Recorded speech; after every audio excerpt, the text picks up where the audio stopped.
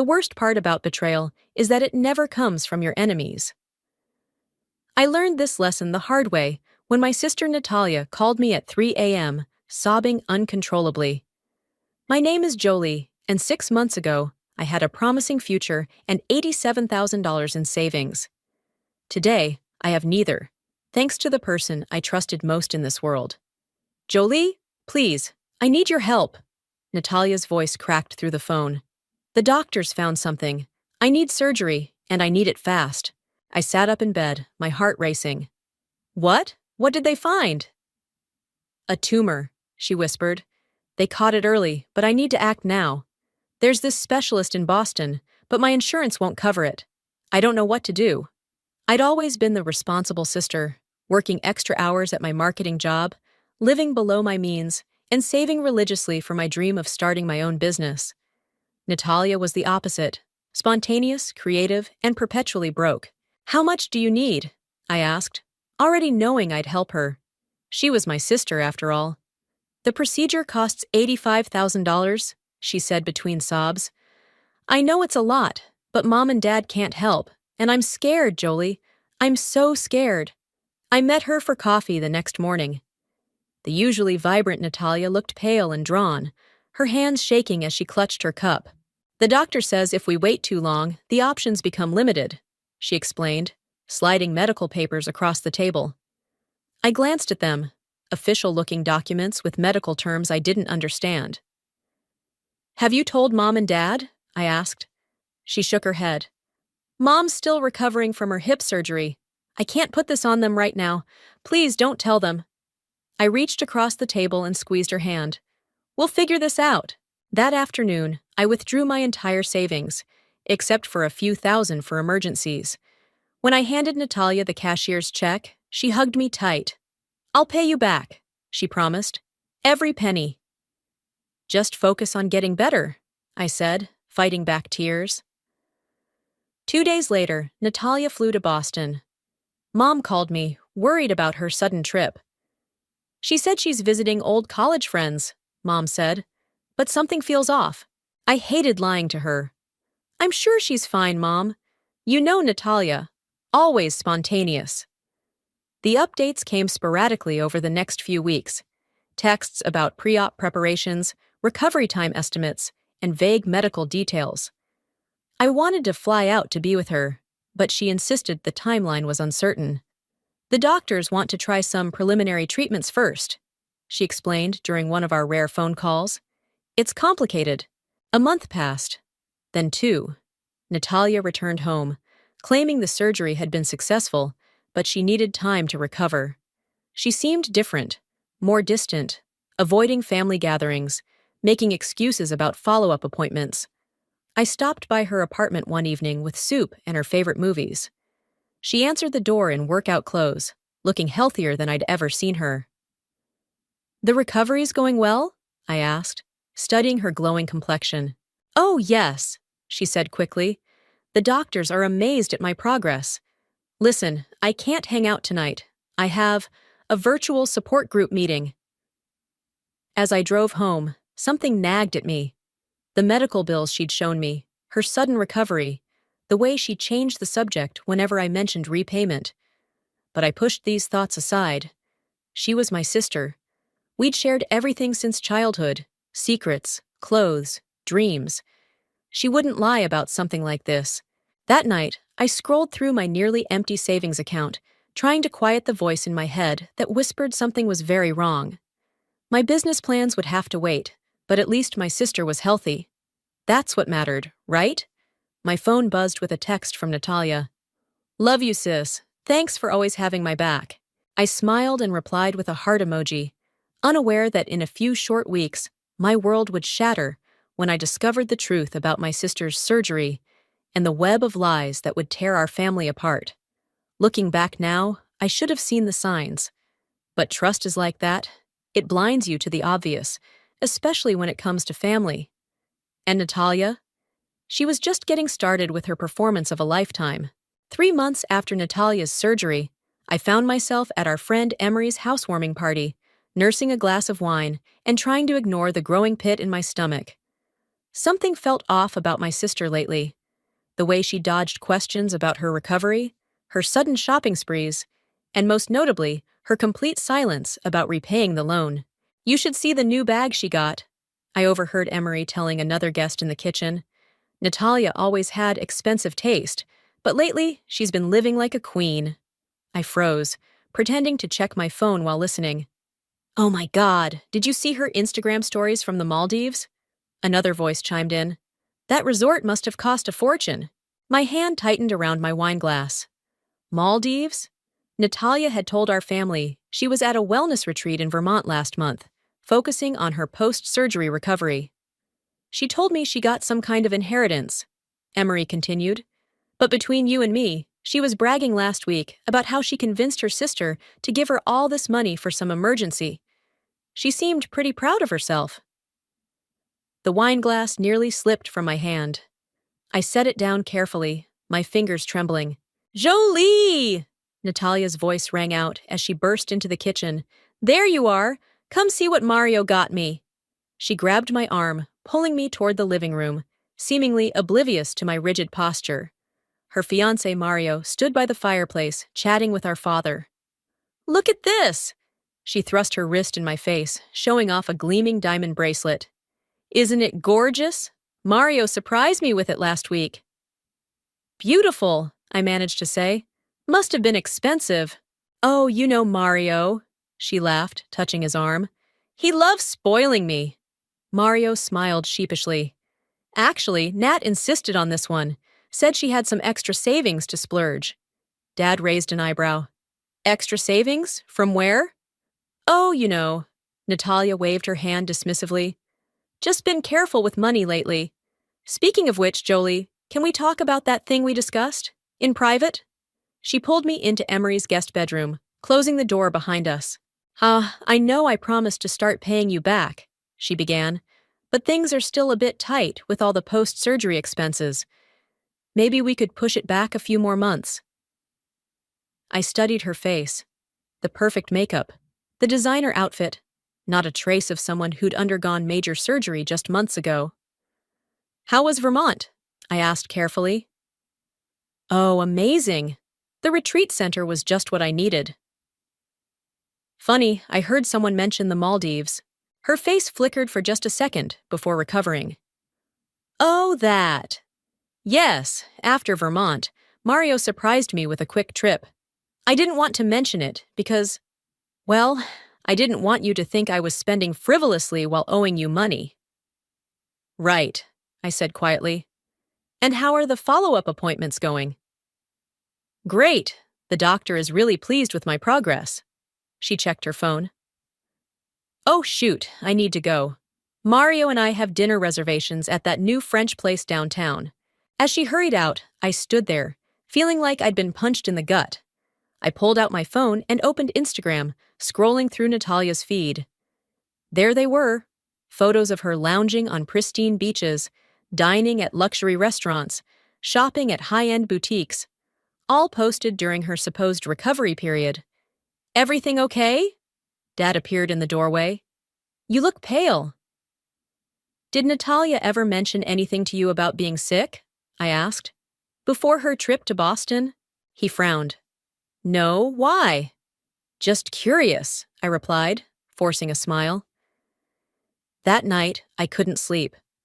I opened my laptop and started digging, checking flight records to Boston, researching the hospital she claimed to visit, cross-referencing dates with her social media posts. With each new piece of information, my heart sank further. My phone buzzed with a text from Natalia. Thanks for understanding about the payment delay, sis. You're the best. I stared at the message, remembering all the nights I'd worked late, all the sacrifices I'd made to save that money. My hands shook as I typed a response. No problem, what are sisters for? But in my mind, I was already forming a plan. If Natalia wanted to play games, she'd learn that her little sister wasn't as naive as she thought. I opened a new document on my laptop and began typing, Evidence of fraud, Natalia Wade. The game was about to change, and this time, I'd be the one making the rules. The credit card statement in my hands confirmed what I'd suspected. I sat in my car outside Natalia's favorite boutique, watching her through the window as she tried on designer dresses. My sister, who claimed she couldn't afford to repay me because of medical expenses, was charging thousands of dollars like it was nothing. My phone rang. Mom, honey, are you coming to dinner tonight? Natalia's making some big announcement. Wouldn't miss it, I replied, watching Natalia hand over a credit card to the saleswoman. Hey, Mom. Random question. Did Natalia ever mention having any medical issues before her Boston trip? Medical issues? No, she was perfectly healthy. Why? Just curious. See you tonight. I pulled up the hospital website where Natalia claimed to have her surgery. After 3 calls and some carefully worded questions, I had my answer. They had no record of any patient matching her details during that time period. That evening, I arrived at our parents' house early. Dad was grilling in the backyard. You're quiet lately, he observed, flipping a burger. Everything okay? Dad, do you remember when you told me to always trust my gut? He set down the spatula. What's going on? Before I could answer, Natalia's voice rang out from the patio. Everyone! Mario and I have amazing news! We gathered around the table as Natalia stood, beaming. We're buying a house! We just put down a deposit on that beautiful Victorian on Maple Street. Mom gasped with delight. Mario looked proud. I felt sick. That's wonderful, Mom exclaimed. But isn't that place listed at over $1 million? We've been saving, Natalia said smoothly. And Mario got a bonus at work. Mario nodded, but something in his expression seemed uncertain. After dinner, I followed Natalia into the kitchen as she loaded the dishwasher. The Victorian on Maple? I asked. That's quite a purchase. I know. Isn't it exciting? Very, especially considering you still owe me $87,000.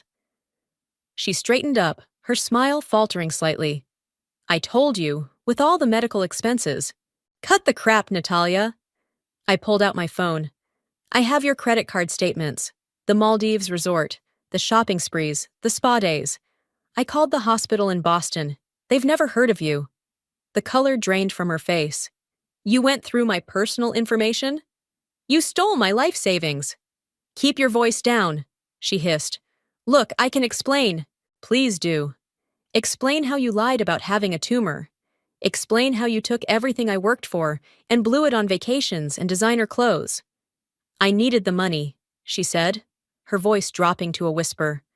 Mario's family expects certain things. I couldn't let them think I was common. I stared at her, incredulous. So you stole from me to impress your in-laws? Borrowed, she corrected. I was going to pay you back. With what money? The down payment you just made on $1 million house? You don't understand the pressure I'm under. Her eyes welled up with tears. Mario's family is wealthy. I needed to keep up appearances. Does Mario know? About the money? About the fake surgery? Her silence was answer enough. I'm telling them, I said. All of them. Mom, Dad, Mario, everyone. You wouldn't dare. Her tears vanished, replaced by something cold. They'll never believe you. I'm the responsible one, remember? The successful one? You're just jealous because I'm getting everything you wanted. The perfect life, the perfect husband, the perfect house. The perfect lie, I corrected. And I have proof. She laughed, but I caught the flash of fear in her eyes. It's your word against mine. Who do you think they'll believe? The stable, successful daughter, or the one who can't even get her business off the ground? I walked out of the kitchen, my hands shaking.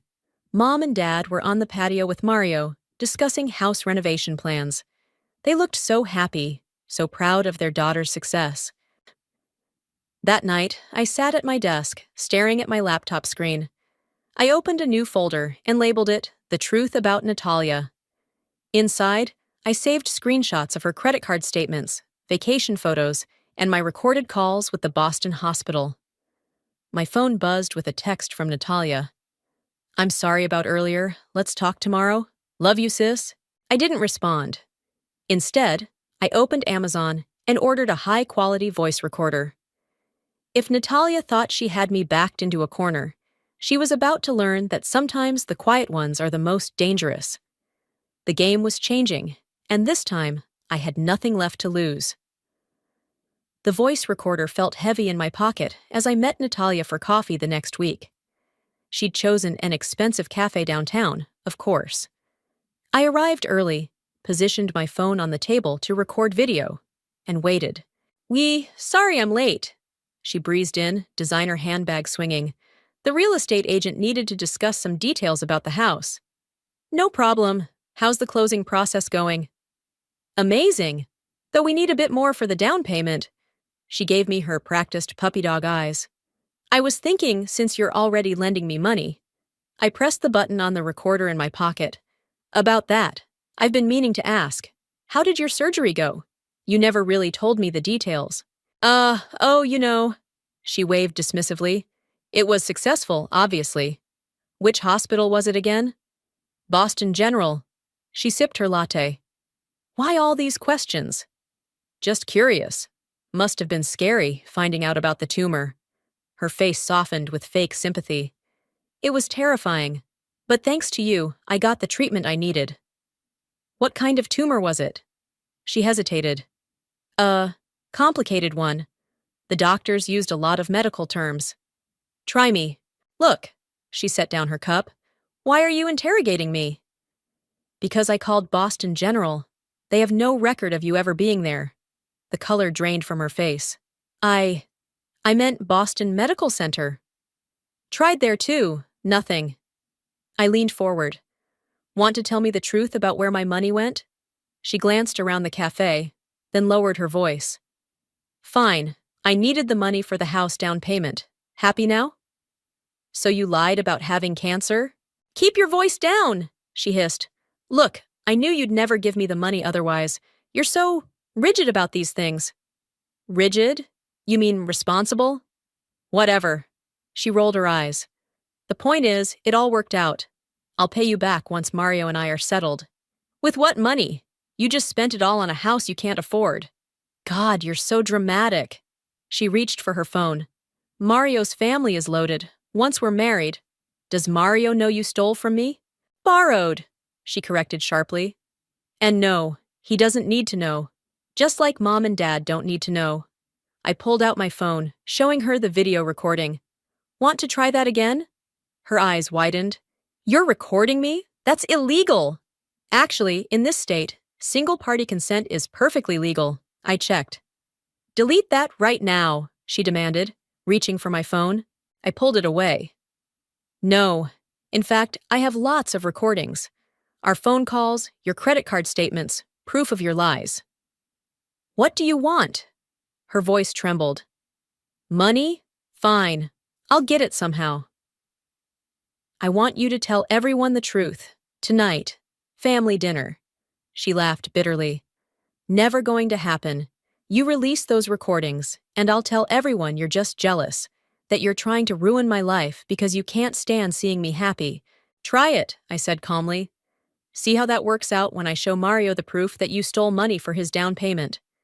You wouldn't dare. Watch me. I stood up.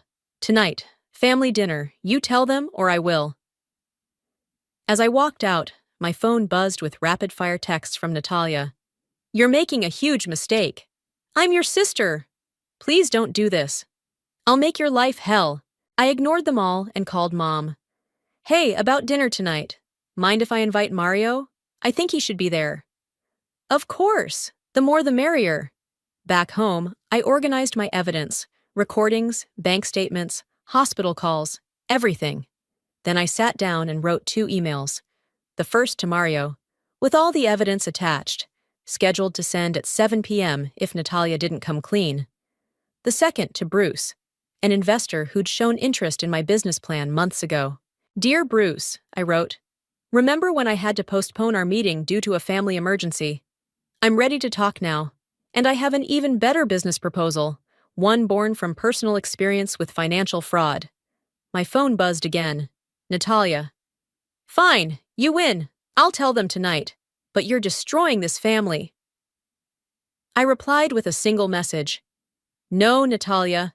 You did that when you decided to steal from me. Tonight, everything would change. I just hoped our family was strong enough to survive the truth. The tension at our family dinner table was thick enough to cut with a knife. Natalia hadn't touched her food, instead pushing pasta around her plate while shooting me desperate glances. Mario sat beside her, completely oblivious to the storm about to break. So, about the house, Mom beamed. When's the closing date? 3 weeks, Mario answered proudly. The down payment's already taken care of. Dad raised his glass. To new beginnings. I watched Natalia's hand shake as she lifted her glass. The recorder in my pocket was running, capturing every moment. Actually, Natalia's voice cracked. I should. My phone buzzed. A text from her under the table. Please don't make me do this. I cleared my throat. Natalia has something important to share. It can wait, she said quickly. Let's just enjoy dinner. No, I said firmly. It can't wait. Mario touched her arm. Honey, what's wrong? Natalia burst into tears. Not the elegant, manipulative tears I'd seen before, but ugly, desperate sobs. I lied, she choked out. About everything. Mom set down her fork. What do you mean? The surgery. There was no surgery, no tumor. I took Jolie's money and spent it. The silence that followed was deafening. Mario's face drained of color. What money? Dad asked slowly. My life savings, I said. $87,000. But that's impossible, Mom protested. Natalia would never. I pulled out my phone, playing one of the recordings from the cafe. Natalia's voice filled the room. Fine. I needed the money for the house down payment. Happy now? Mario stood up so abruptly, his chair fell backward. You used stolen money for our house? Not stolen, Natalia pleaded. Borrowed. I was going to pay it back. With what? I asked. The money you spent on the Maldives? The designer clothes? The bracelet? The bracelet was from you? Mario's voice shook. You told me you bought it with your bonus. I can explain. Natalia reached for him, but he stepped back. My family's lawyers drew up the house contract, he said. Do you have any idea what this could do to my reputation? To my career? Dad's hands were clenched into fists. All those times you came over, talking about your recovery. Daddy, please! Don't! He stood up. Don't you dare try to manipulate us. Not anymore. Mom was crying silently. Why, Natalia? We raised you better than this. I just wanted... Natalia looked around desperately. I wanted everything to be perfect. Mario's family has such high expectations and My family values honesty, Mario cut in. Not theft and lies. He grabbed his coat and headed for the door. Natalia ran after him. Mario, wait! We can fix this! Fix it! He turned, his face hard. You stole from your sister. You lied to everyone. The house, the lifestyle, everything was built on lies. There's no fixing that. The door slammed behind him. Natalia crumpled to the floor, sobbing. Get up! Dad said coldly. You don't get to play the victim here. My phone buzzed. An email from Bruce. Interesting proposal. Let's meet tomorrow to discuss. The money needs to be paid back, Dad continued. Every penny. Ha! I don't have it, Natalia whispered. Then you'll sell everything you bought with it, Mom said, her voice stronger now. The bags, the jewelry, everything. And the house? I asked. There won't be a house, Natalia said bitterly. Mario will make sure of that. Good, Dad nodded. It's a start. Natalia turned to me, eyes pleading. I'm sorry, I never meant... Save it, I stood up. I trusted you. We all did. And you threw it away for what? To impress people you barely know? What happens now? Mom asked quietly. Now, I said, gathering my things. I have a business meeting tomorrow, and Natalia has a lot of luxury items to sell. As I walked to my car, Natalia followed me. You've ruined everything, she accused. No, I turned to face her. You did that all by yourself. The funny thing is, If you'd just asked for help, been honest about wanting to impress Mario's family, I probably would have helped you find a way. But you chose lies and manipulation. Ah, I really am sorry, she whispered. I know, I replied, but sorry doesn't pay back $87,000. I drove away, leaving her standing in our parents' driveway. My phone was already filling with messages from family members, but for the first time in months, I felt lighter. Tomorrow, I'd meet with Bruce about my business plan. Tonight, the truth was finally out. Sometimes, rock bottom is where you find your strength. My meeting with Bruce went better than I could have imagined. We sat in his downtown office overlooking the city as I pitched my new business concept. A consulting firm specializing in family financial fraud? He leaned forward, intrigued. Born from personal experience, I take it? Unfortunately, yes.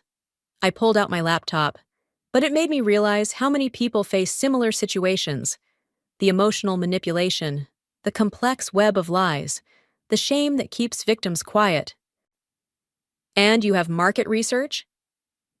I showed him the statistics. Family financial fraud is severely underreported. People need someone who understands both the emotional and legal aspects.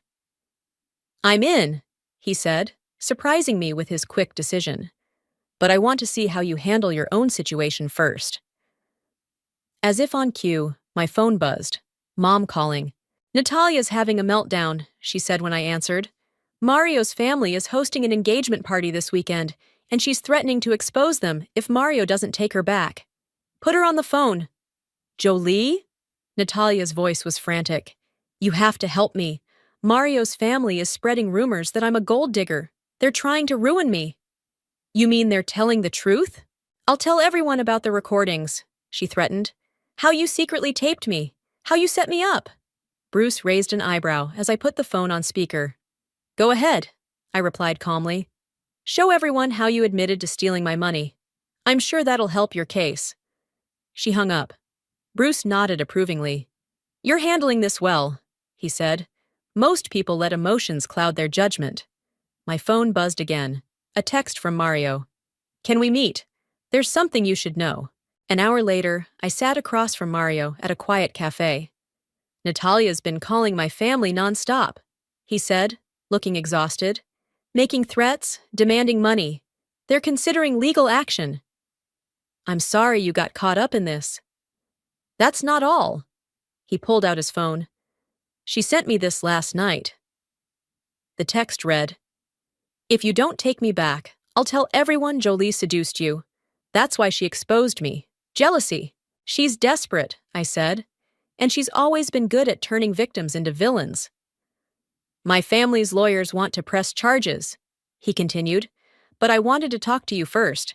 She's still your sister. Before I could respond, the cafe door burst open.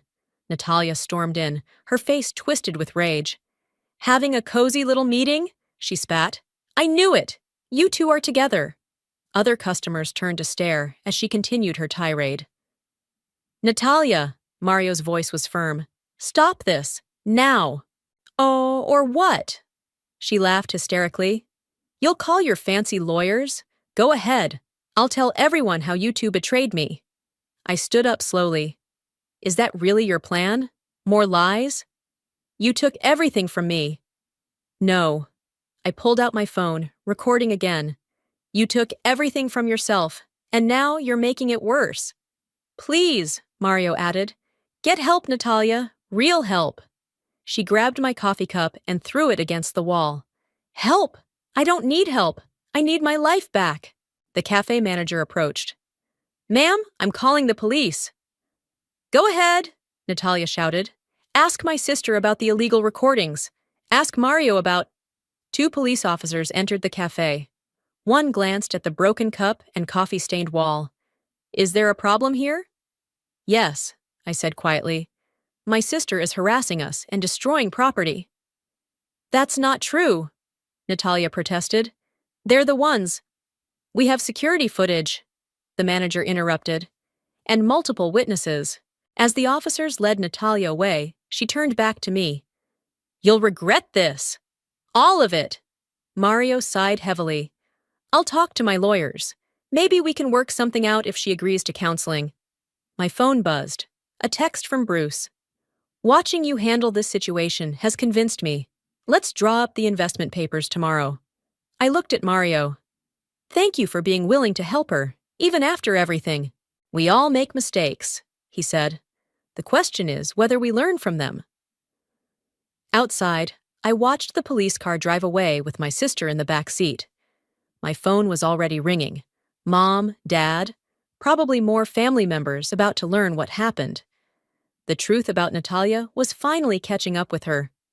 But somehow, watching her self-destruct didn't feel like victory anymore. It felt like watching a desperate person dig their own grave deeper and deeper. Sometimes karma doesn't need our help. It just needs us to step back and let it do its work. The police station's fluorescent lights cast harsh shadows as I sat across from Natalia in the visitation room. After spending the night in jail, her designer outfit was wrinkled, her makeup smeared. Mom and Dad won't bail me out, she said quietly. Can you blame them? She stared at her hands. Mario's family is pressing charges, criminal mischief, harassment, attempted fraud with the house down payment. I know. Their lawyer called me this morning. Are you enjoying this? Her voice cracked. Watching me lose everything? Before I could answer, the door opened. Bruce walked in, followed by Mario and his lawyer. What's happening? Natalia asked, suddenly alert. Mario's lawyer placed a document on the table. We're prepared to drop the charges under certain conditions. What conditions? She asked suspiciously. First, Bruce began, you agree to full financial restitution to Jolie. We've calculated the total, including interest. Second, Mario added, you enter a comprehensive therapy program. And third, I said, you sign a legal agreement admitting to everything. No more lies, no more threats, no more manipulation. Natalia laughed bitterly. So I have to humiliate myself completely? No, I leaned forward. You have to take responsibility for once in your life. What's the alternative? She challenged. Mario's lawyer cleared his throat. Multiple criminal charges, civil lawsuits, and potential jail time. The room fell silent as Natalia absorbed this. Finally, she whispered, How am I supposed to pay back the money? I spent it all. That's where I come in, Bruce said. Jolie's new business venture needs a case study. Your story, if you're willing to share it honestly, could help others avoid similar situations. You want to use me as an example? Her eyes widened. Turn my mistakes into some kind of cautionary tale? I want to turn your mistakes into something meaningful, I corrected. Help other families avoid what we went through. And the therapy? Is non-negotiable, Mario said firmly. What you did, it wasn't just about money. You need help, Natalia. She started to cry, but for the first time, I saw real tears, not manipulative ones. I didn't mean for it to go this far, she sobbed. I wanted to be special, important. The perfect daughter, the perfect fiancée. You were already special, I said softly. You were my sister. That was enough. The door opened again. Mom and Dad walked in, their faces tired but determined. We're here to help you sign the papers, Dad said. But this is your last chance, Natalia. Mom touched her shoulder. We love you, but we won't enable you anymore. Natalia looked around the room. At Mario, who she'd tried to impress with lies. At Bruce, who was offering her a chance at redemption. At our parents, whose trust she'd shattered. And finally at me, the sister she'd betrayed. Okay, she whispered. I'll sign. As she worked through the documents with the lawyer, Bruce pulled me aside. Your business plan just got stronger, he said. Real stories, real solutions. We'll help families navigate these exact situations. My phone buzzed. A message from Emery. Heard what happened. Can't believe Natalia did this. Let me know if you need anything. The therapy center can take her next week, Mario said, joining us. It's a 3-month program. Will you ever forgive her? I asked him quietly. He shook his head. Some bridges can't be rebuilt, but that doesn't mean we can't help her build new ones. Natalia finished signing and looked up, her face tear-stained but calmer. What happens now? She asked. Now, I said, you get help, real help. And when you're ready, you help us prevent others from making the same choices. And us? She gestured between us. Will we ever be okay? That depends on you, I replied honestly, on whether this change is real or just another performance. As we left the police station, reporters were waiting outside. Natalia instinctively reached for her hair, her makeup, always conscious of appearances. Don't, I said. For once, just be real. She dropped her hands and faced the cameras, shoulders squared. I have a statement to make, she began, her voice shaking but clear. About truth, consequences, and the price of living a lie. I watched my sister finally tell the truth, and for the first time in months, I felt hope. Not for the money, not for my business, but for the possibility that sometimes rock bottom is where we find our true selves. Bruce smiled. Now that's a story worth telling. Indeed it was. And it was just the beginning. The conference room fell silent as Natalia finished her speech. She stood at the podium, hands steady, voice clear, sharing her story with a room full of financial fraud victims and their families. I chose lies over love, she concluded, and it cost me everything. But through honesty and hard work, I've repaid more than just money. I've repaid trust.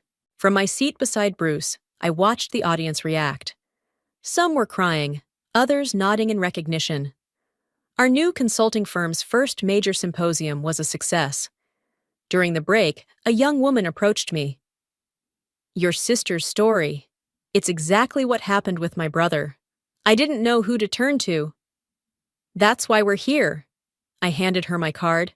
To help families heal from financial betrayal. Bruce joined us, beaming. 3 more investment offers today. Your company's growing faster than expected. Our company, I corrected, watching Natalia speak with another group of attendees. My phone buzzed. A text from Mom. Proud of both my girls. Different paths, same destination. Truth. Natalia walked over, looking professional in her modest business suit, a far cry from her former designer wardrobe. Ready for the workshop session? She asked. Almost. Mario's group is up first. She nodded, her expression thoughtful. How is he? Getting married next month. Sarah's good for him. Good. He deserves happiness. She straightened her jacket. I've been meaning to tell you, I sold the last designer bag yesterday. The restitution fund is almost complete. I know. Bruce showed me the numbers. A commotion near the entrance caught our attention. Dad walked in, carrying boxes of materials for the afternoon session. Need help? I called out. Your old man's still strong enough to carry some boxes, he chuckled, but accepted Natalia's offer to help. I watched them work together, remembering how strained things had been during Natalia's therapy. The weekly family sessions, the painful confessions, the slow rebuilding of trust. Ms. Wade? An elderly man approached. My daughter emptied my retirement account. Your sister's story gives me hope that maybe... Let's talk. Natalia joined us, her expertise in manipulation now used to help others recognize the signs. There's always a path forward. The afternoon workshops began. I led a session on financial boundaries, while Natalia handled one on recognizing emotional manipulation. Through the glass walls, I could see her engaging with participants, sharing insights from both sides of the experience. During the closing session, Bruce announced our expansion plans. Thanks to the Wade sisters, we're opening 3 new offices. Their story has become a roadmap for families healing from financial betrayal. Mom slipped into the seat beside me. Remember when you thought your savings were gone forever? Now they're helping save others, I smiled. After the symposium, our family gathered at Dad's favorite diner, a humble change from the expensive restaurants Natalia once insisted on. I have news, Natalia said, stirring her coffee. I've been offered a position with the therapy center. They want me to counsel families dealing with financial fraud. Are you ready for that? Dad asked carefully. I think so. My therapist thinks it's a good next step. Speaking of next steps, Bruce interrupted, joining our table. The investment committee approved your proposal, Jolie. We're launching the prevention program in schools next month. Prevention program? Mom asked. Teaching young people about financial manipulation and family dynamics, I explained. Natalia's helping develop the curriculum. From cautionary tale to cautionary teacher, Natalia said softly. Who would have thought? The diner's door chimed. Mario walked in with Sarah, spotting our group. Sorry to interrupt, he said. Just wanted to drop off the workshop evaluations. Natalia stood. Sarah, could we talk privately? There's something I've been wanting to say. They stepped aside. We watched as Natalia spoke earnestly, probably offering the genuine apology she'd worked on in therapy. Sarah nodded, her expression softening. Full circle, Dad observed. My phone buzzed. Another client request. As I read it, I realized something profound. Natalia's betrayal hadn't just cost me money. It had given me purpose. Our pain had become a platform to help others. Ready for tomorrow's client meetings? Natalia asked, returning to the table. Ready, I confirmed. Think they'll believe that my biggest business inspiration came from my own sister stealing my life savings? Truth is stranger than fiction, Bruce chuckled. And more powerful, Natalia added quietly. We stayed late at the diner, planning tomorrow's meetings, sharing stories, rebuilding bonds. The trust between us wasn't blind anymore. It was earned, tested, and stronger for having been broken. Sometimes the best endings don't erase the past. They transform it into something meaningful. Our story wasn't just about betrayal anymore. It was about redemption, purpose, and the unexpected ways life teaches us its most valuable lessons.